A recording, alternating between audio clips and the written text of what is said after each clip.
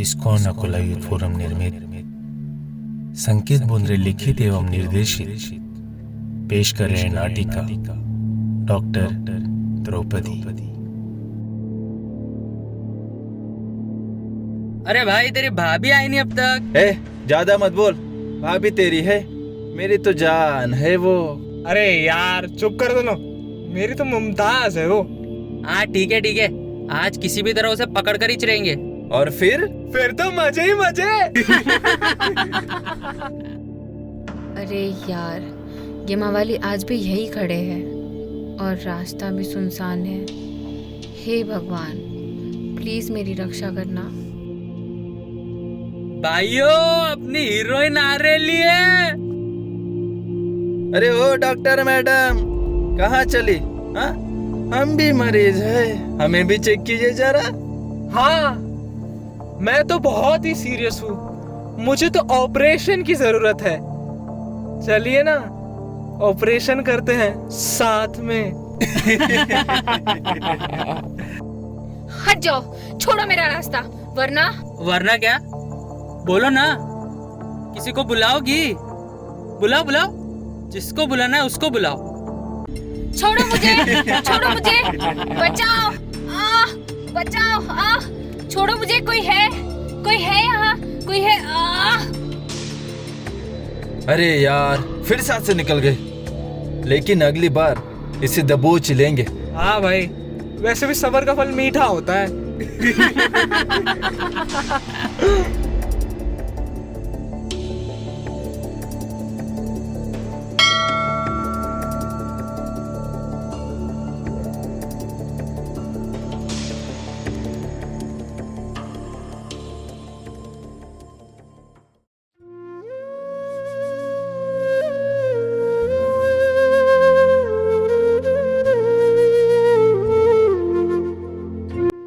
हे भगवान, हे कृष्ण, आप आज मेरी मदद करने क्यों नहीं आए?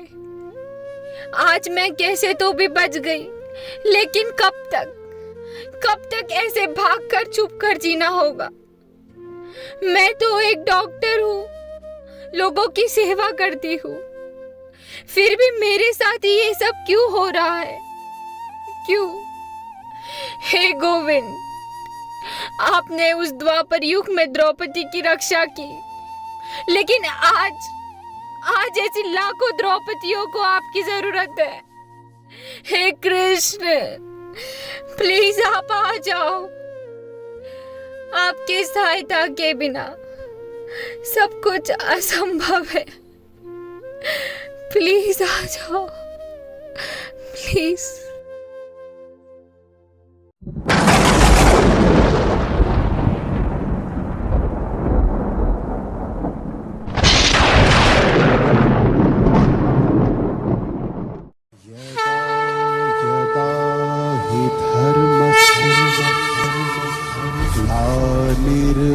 भवति भारत अभ्युत्थानम् अधर्मस्य तदात्मानं सृजाम्यहम्।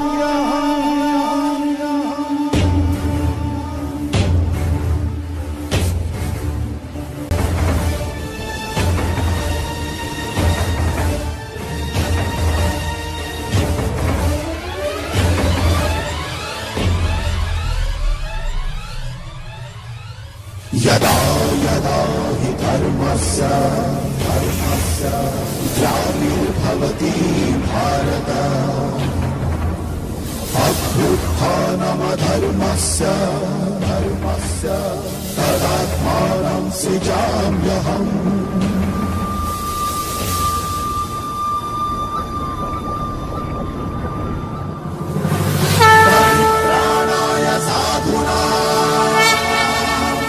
विनाशाय च दुष्कृताम्।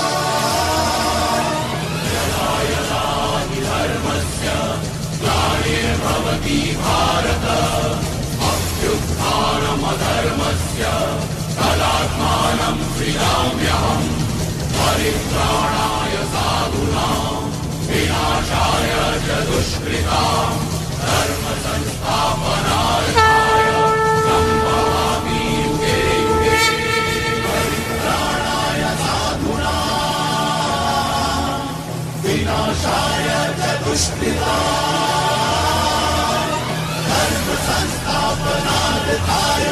संभवामि युगे युगे युगे युगे।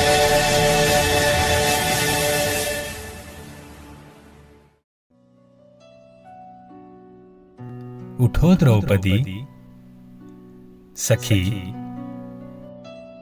कृष्णा, भगवान, आप सच में आ गए? मैं गया ही कहाँ था, मैं तो हमेशा अपने भक्तों के साथ ही होता हूँ। अच्छा, तो फिर आप मुझे बचाने क्यों नहीं आए? आज कुछ लोग मिलकर हमारे धर्म का विनाश कर रहे हैं, आपके मंदिर तोड़ रहे हैं, भक्तों को मार रहे हैं, कितनी सारी नारियों पर अत्याचार कर रहे हैं। फिर ये सब क्यों हो रहा है? आप उनको बचाने क्यों नहीं आते? सखी, मैं तो हमेशा ही आप सभी भक्तों के साथ होता हूँ, बस आप ही नहीं जान पाते। साथ होने का मतलब ये नहीं कि आपका युद्ध मैं लड़ूं। मैं तो अर्जुन के भी साथ था, लेकिन युद्ध खुद अर्जुन ने ही किया था। मैं तो बस मार्गदर्शन करता हूँ। तो फिर आप हमें भी मार्गदर्शन कीजिए। सखी, महाभारत के समय अर्जुन को जो मार्गदर्शन किया था वो सिर्फ अर्जुन के लिए नहीं था, वो तो आप सभी के लिए किया गया है। लेकिन आप उसे पढ़ते ही नहीं, तो आपको कैसे पता चलेगा कि जीवन कैसे जीना है और संकटों को कैसे हराना है। लेकिन भगवान, छोटी छोटी लड़कियों पर भी अत्याचार किया जा रहा है, उन्हें तो कुछ भी समझ नहीं है, उनका क्या दोष?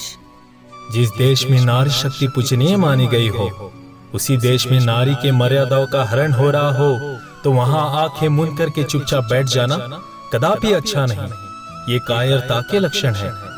इतिहास साक्षी है कि जब जब नारी को पैरों तले कुचला गया हो, तब तब उस देश और राज्य का पतन हुआ है। वो चाहे सतयुग में रानी तारा हो, त्रेता युग में देवी सीता हो, या द्वापर युग में द्रौपदी। आज भी कई द्रौपदी रूपी स्त्रियां अपने अस्तित्व की सुरक्षा नहीं कर पा रही है। उनकी आवाज दबा दी जाती है, उनका दर्द कोई नहीं सुनता। आज भी महाभारत के सभी पात्र समाज में विद्यमान है। तो भगवान, हम कैसे लड़े? कोई लड़ने को, आवाज उठाने को तैयार ही नहीं है। सब सहिष्णु बनकर शांत होकर बैठे हैं। जब अनैतिक और क्रूर शक्तियां सत्य और धर्म का विनाश करने के लिए आक्रमण कर रही हो, तो नैतिकता का पाठ आत्मघाती होता है। देखो सखी, मैं सिर्फ राह दिखा सकता हूँ, सब कुछ तुम्हें ही करना होगा। जो लोग अपना कर्म किए बिना मेरे भरोसे हाथ पर हाथ रख के बैठे रहते हैं, वो सबसे बड़े मूर्ख और अज्ञानी हैं। आज ज्यादातर लोग हमारे ग्रंथ पढ़ना ही भूल गए हैं। हमारे सारे ग्रंथों में यही लिखा है, अन्याय को सहना सबसे बड़ा अन्याय है। किसी को डर के भागना, छुप जाना, ये मैंने कभी नहीं सिखाया। अपनी रक्षा के लिए, समाज की रक्षा के लिए, धर्म की रक्षा के लिए साम दाम दंड भेद जो भी कुछ करना पड़े, तुम्हारी आखिरी सांस तक लड़ना, यही तुम्हारा असली कर्तव्य है। हे गोविंद, लेकिन मैं उन सभी से अकेले कैसे लड़ सकती हूँ?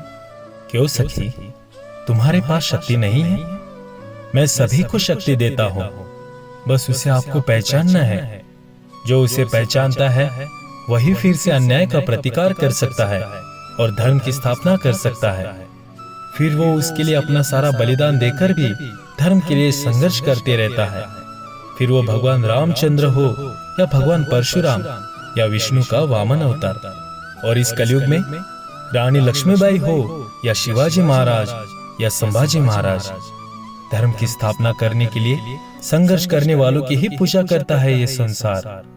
एक बात जान लो सखी, धर्म के लिए अन्याय के खिलाफ संघर्ष करना एक निर्णय है जो समाज हेतु किया गया दृढ़ संकल्प है।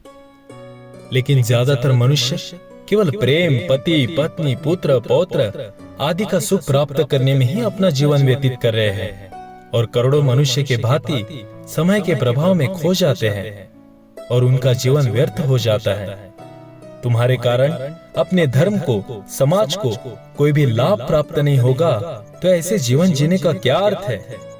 समय सभी पशु पक्षी प्राणियों के पास है, लेकिन अवसर सिर्फ मनुष्य के पास है। ये मनुष्य जीवन मिला है, उस मनुष्य जीवन में मेरी भक्ति करो, मेरे शरण में रहकर अपना कर्म करो और इस जीवन को सार्थक बनाओ। निर्णय तुम्हारा है सखी। आने वाली पीढ़ियों को धर्म प्राप्त हो सके, इसके लिए आज अधर्मियों का नाश करके धर्म की पुनर्स्थापना करना अनिवार्य है। समाज के निर्बल स्त्री पुरुष के उद्धार के लिए युद्ध करो। परमार्थ के लिए किए गए युद्ध चाहे कितने भी हिंसा क्यों ना हो, फिर भी वो धर्म युद्ध है। बोलो, कर पाओगी ये कार्य? हाँ गोविंद, मेरे हृदय में अंधकार था, किंतु अभी आपने ज्ञान का दीपक जलाया है।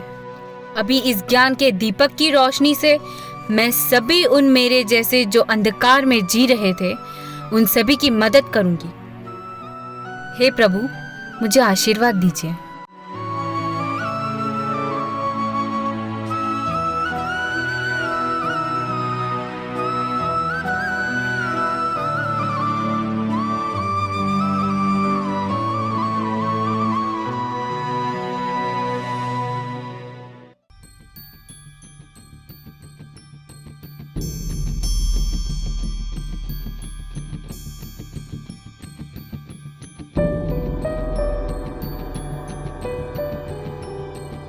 आज तो उसे छोड़ूंगा ही नहीं। अबे पहले पकड़ तो ले। भाई आ गई। अरे ओ डॉक्टर जाने मन, इस बॉडी के चेकअप का टाइम हो गया है। आज तुम लोगों को मैं सबक सिखा कर ही रहूंगी। क्या सबक? आज तक तुम्हारी जैसी कितनी लड़कियों के साथ हमने क्या कुछ नहीं किया, लेकिन कोई हमारा बाल तक बांका नहीं कर पाया, और तुम हमें सबक सिखाओगी। आओ, तुम्हें ऑपरेशन करना था ना? आज तो मैं तुम्हारा पोस्टमार्टम ही करती हूँ।